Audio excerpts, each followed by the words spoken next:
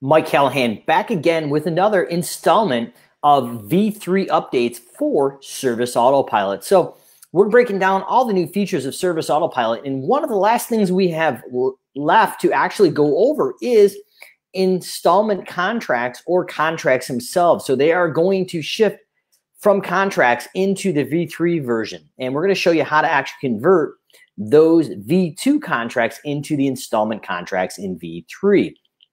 So the first thing I do is open up my screen here and break it down. So what we're going to do is actually take a look real quickly at version 3 or version 2 and then how to convert that into version 3. So the first thing we're going to do is go under contracts here and hit add a contract. So as that opens up, I'm going to scroll down and you can see right past the picture there in the bottom right hand corner, I'm going to add a contract. So this is version 2. Now we're going to show you how to convert these contracts into V3. And you're going to want to do this to avoid double billing and make sure the process is streamlined. So I'm going to go over the V2 really high level and then how to take this contract we're building and convert that into version 3. So what I'm going to do is first thing I got to do is go in and create a contact name. So I'm going to just call this the test contract conversion, so we know which one it is. And in V2, if you still haven't built these out, obviously you want to put a start and end date. So I'm just going to say that this contract starts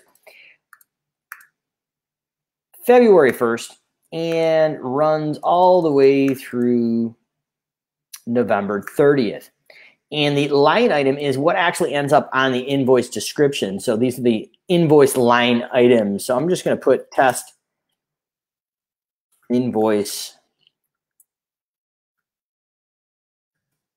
line item just to show you proof of concept. You hit the green plus icon, that's going to drop it down. Obviously, if there's different ones, you can manipulate them with the up and down arrows, and the X deletes them. We're going to grab a default service. So maybe it is in this test account. Usually we use doing under like landscape maintenance or something like that. But I'm just going to call it the default service is the awesome service. Now, going in from February, I'm going to say it is a $1,000 a month contract. We're going to autofill that in here. Now, obviously, January is not appropriate, so we're going to delete that out. And I'm going to go into December, delete that out, and make that a 0. But for speed and efficiency in V2, we can autofill that. Now, I'm going to select the billing date of the month. I'm going to say it's the 1st, and we're going to bill 1 month in advance, and payment type is going to be a credit card. And we're going to auto-generate, include it active, and include any sub-properties. Now, in V2, what you're going to be doing is going in and adding contract items. So I'm going to put a couple items in here so we can see how this transfers over to the V3 version. And once again, this is important that we convert these V2 contracts into V3. Otherwise, we could have 2 new ones. If you built a new one in V3 and left this, you could create a double billing scenario. So this video is going to show you how to convert.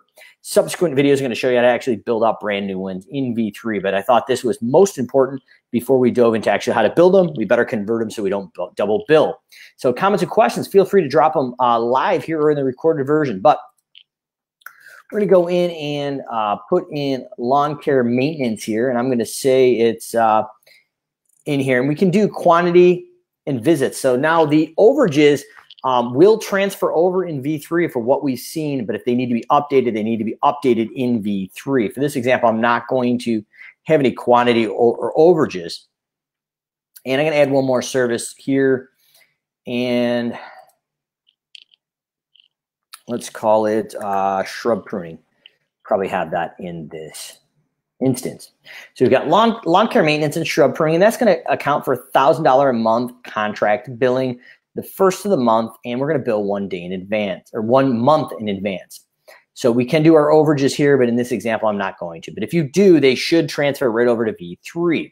Now, once we have this contract in V2, the point of the video is how do we take this contract in V2 and automatically transfer it over to V3? Well, you can't automatically do it, but with a click of 2 or 3 buttons, it can happen. So this is the interesting part here. So we want to go to accounting and scroll down to contracts. So up in the header, accounting, contracts. We are in, just for clarity, we are in version 2, V2. So we can see a new version of contracts is available. Try it out. We do not, I repeat, do not want to go there. So for this example, I'm only going to select one here, and this is that awesome service here. Now, if I wanted to convert all of them, I can do them all at once. For this example, I'm going to go in and just grab our awesome service we just built out here and click on it. And so actually this is, just want to make sure we're grabbing the right one. Here it is. So here is our test number one. So we're going to go and pull that in and go into actions and convert installment plan. So that is going to convert it, and we're going to convert, and that's going to suck that right off. So you can see now it is not there. So actually I did miss it. So the contract conversion, I'll also pull that one in and hit actions, convert installment plans. That's now automatically swinging it over to V3. So the next step that you want to take is go in a new version of the contracts is available, and we want to try it out. So that's going to swing you into V3. Now the UI, or the user interface, is significantly different, obviously. Really like what SA has done here in the development team and support and everyone else who had a piece of this. One heck of a job. But now we can see that it is in here, and we can go in and take a look at that contract now in the version 3 area. So it's going to load in all the installments. We didn't have January, everything as advertised is loaded in here.